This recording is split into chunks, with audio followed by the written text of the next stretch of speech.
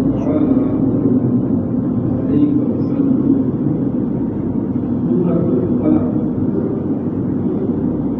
الفلق جو ہے اس کا مقام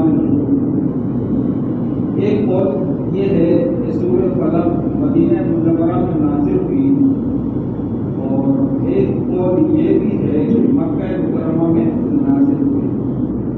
پہلا قول زیادہ صحیح ہے کیونکہ اس کی شان نزول سے ایسی ظاہر ہوتی ہے، یعنی پہلے والا جو قول ہے کہ یہ مدینہ منورہ میں نازل ہوئی، زیادہ قول جو ہے پہلے والا مسئلہ ہے۔ اس صورت کے اندر ایک رکوع ہے اور 5 آیتیں ہیں۔ سورۃ فلق نام رکھنے کی وجہ ہے، یہ سورۃ فلق اس کا نام سورۃ فلق کیوں رکھا گیا؟ فلق کی معنی ہے، اور یہاں اس سے مراد صبح ہے۔ فلق جو یہاں پہ نام رکھا گیا، فلق کا جو نام ہے معنی جو ہے وہ مراد یہاں پہ صبح ہے، اور چونکہ اس سورت کی پہلی آیت میں یہ لفظ موجود ہے، اس مناسبت سے اسے سورۃ فلق کہتے ہیں۔ سورۃ فلق اور سورۃ ناس کے فضائل، یعنی قرآن کی آخر 2 سورتیں، سورۃ فلق اور سورۃ ناس کی قرآن کی 2 آخری سورتیں ہیں، تو ان دونوں سورتوں کی فضائل کے بارے میں بیان کیا گیا۔ احادیث میں سورۃ فلق اور سورۃ ناس کے بہت سے فضائل بیان کیے گئے، ان میں سے 3 فضائل درج ذیل۔ پہلا حضرت عقبہ بن عامر رضی اللہ تعالیٰ عنہ سے روایت، نبی کریم صلی اللہ علیہ وسلم نے ارشاد فرمایا، کیا تم نے نہیں دیکھا کہ آج رات مجھ پر ایسی آیتیں نازل ہوئی ہیں جن کی مثل نہیں دیکھی؟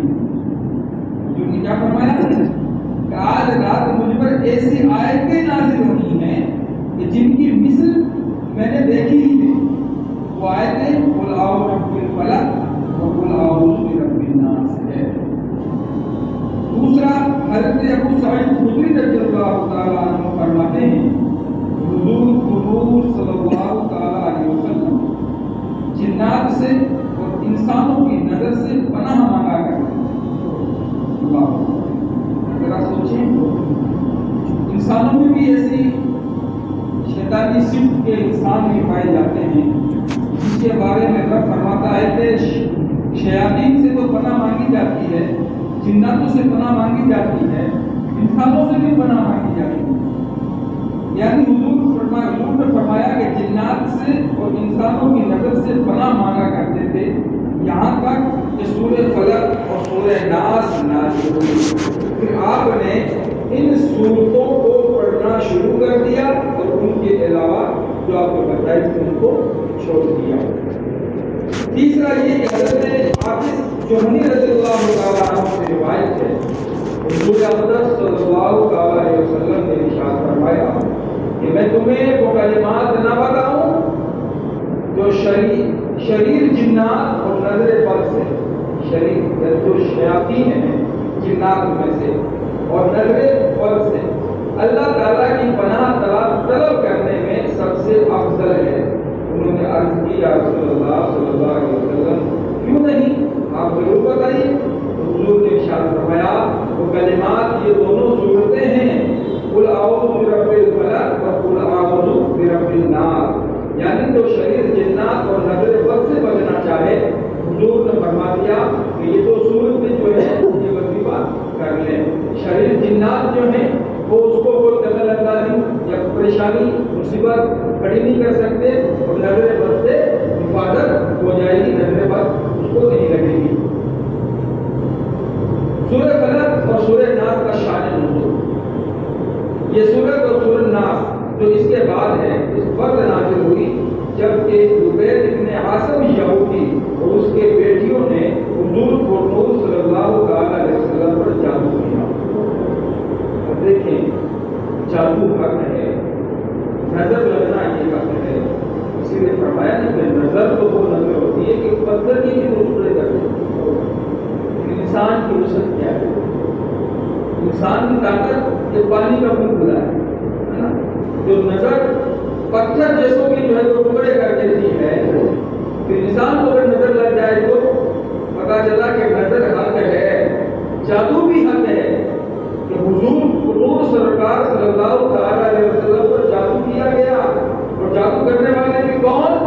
لبید ابن عاصم یہودی اور اس کی بیٹیوں نے حضور پر جادو کیا. حضور اکرم صلی اللہ علیہ وسلم کے جسم مبارک اور ظاہری اعضاء پر اس کا اثر ہوا. جب انہوں نے جادو کیا حضور صلی اللہ علیہ وسلم کا ظاہری جسم کے اوپر جو اثر ہوتے ہیں وہ ظاہری اثر ہوا. البتہ دل، عقل اور اعتقاد پر کچھ اثر نہ ہوا. یعنی دل، عقل جو تھے ان کے اوپر کچھ بھی اثر نہیں ہوا. چند دنوں بعد حضرت جبرائیل علیہ السلام آئے اور انہوں نے عرض کی یا رسول اللہ ایک یہودی نے آپ صلی اللہ علیہ وسلم پر جادو کیا ہے اور جادو کا جو کچھ سامان ہے وہ فلاں کنویں میں ایک پتھر کے نیچے دبایا ہوا ہے. رسول کریم صلی اللہ علیہ وسلم حضرت علی مرتضیٰ کرم اللہ وجہہ کریم کو بھیجا اور انہوں نے کنویں کا پانی نکالنے کے بعد پتھر اٹھایا تو اس کے نیچے سے کھجور کے درخت کے نرم حصے سے بنی ہوئی پھیلی برآمد ہوئی. یعنی جب حضرت علی کو بھیجا تو آپ نے اس کنویں کا پانی نکالا کیونکہ نشاندہی حضرت جبرائیل نے کر دی ہے نا.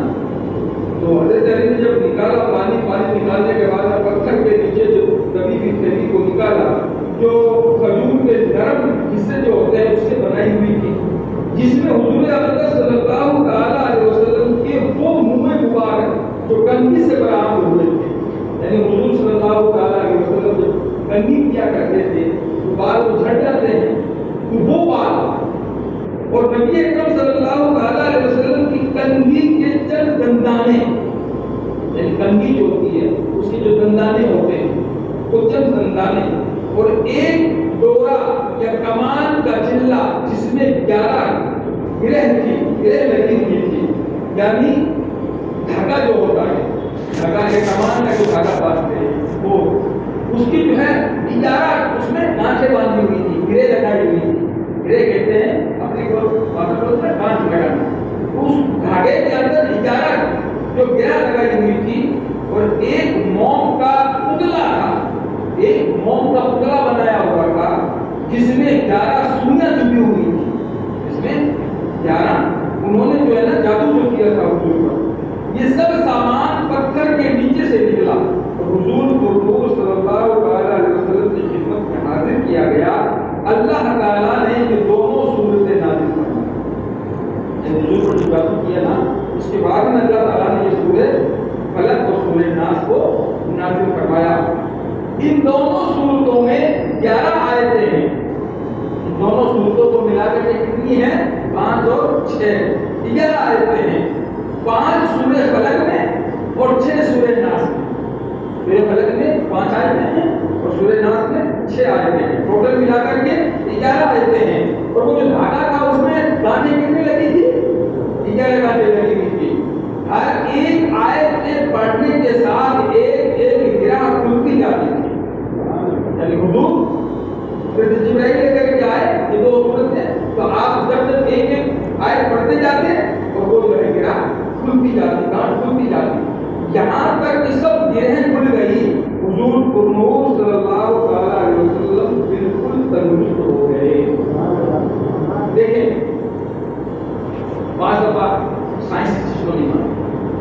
وہ نہ جنات کو مانتی ہے نہ بھوت کو مانتی ہے نہ پرند کو مانتی ہے نا. لیکن ہمارا ایمان ہے ہمارا عقیدہ ہے اسی لیے کہا گیا نا فرشتوں کو اس کے اوپر ایمان رکھنا یہ ایمان کا حصہ ہے. فرشتوں کے اوپر جنات یہ بھی رکھتی مخلوق ہے نا جو نہ مانے لیکن جس کے بارے میں ہمیں حضور نے بتا دیا ہمارے نبی نے بتا دیا وہ بات ہے. دنیا چاہے کچھ بھی دیتی ہے نا. اب ذرا سوچیں جادو حق ہے نظر بد نظر کا لگنا یہ حق ہے. اسی لیے کہا گیا نا شریعت میں فرمایا گیا کہ اگر کسی خوبصورت چیز کو دیکھو کسی اچھی چیز کو دیکھو تو سبحان اللہ کہا کرو ماشاء اللہ کہا کرو. ماشاء اللہ کیا کتنی اچھی چیز پیاری چیز ہے نا. سبحان اللہ کیا حسن ہے نا. اس سے کیا ہوگا کہ نظر نہیں لگے. یاد رکھنا نظر ضروری نہیں پڑوسی کے لگے. نظر یہ نہیں کسی غیر کی لگے. یہاں تک فرمایا گیا کہ اپنی اولاد کو اپنے ماں باپ کی بھی نظر لگ سکتی ہے. اپنی اولاد کو اپنے ماں باپ کی بھی نظر